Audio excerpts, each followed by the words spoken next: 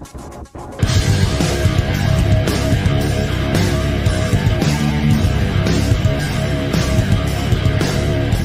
and welcome back for another 50 States of Food cooking video. This is a collaborative effort I'm doing with Heather from the Pixel Gamer Girl channel, where we are slowly cooking our way through all 50 of the United States.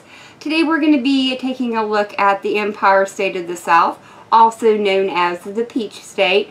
Georgia was named after King George II of Great Britain and became the fourth state admitted into the Union on January 2nd, 1788. And of course, we're going to be making a Georgia peach cobbler today.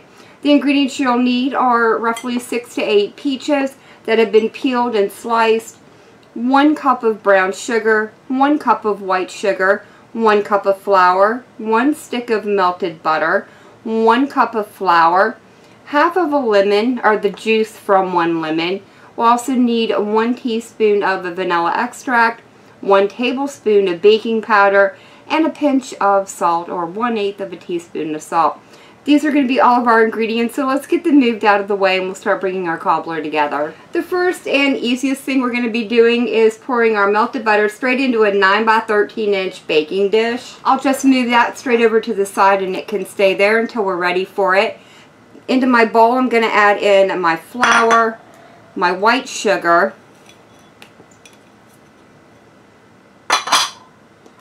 the baking powder and salt. I'll quickly stir those together. And then lastly I'm going to add in the milk and the vanilla extract. And then all these ingredients just get stirred together.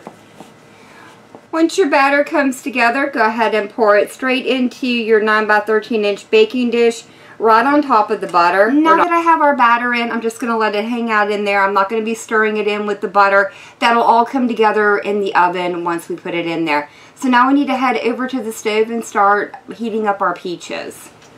Here at the stove I've already started heating up my peaches, and I just added the sugar in, and now I'm going to squeeze in my half of a lemon.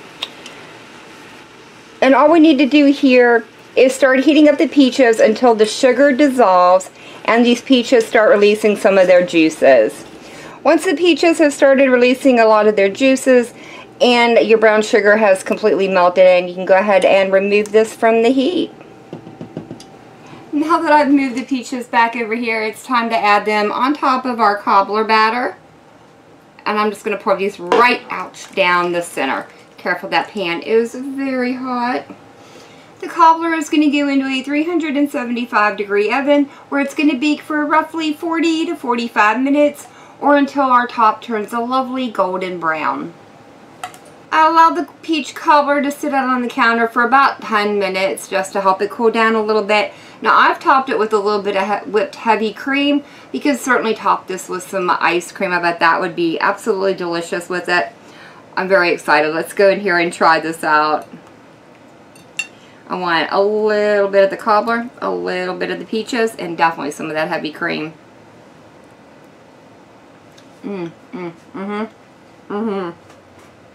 Oh wow.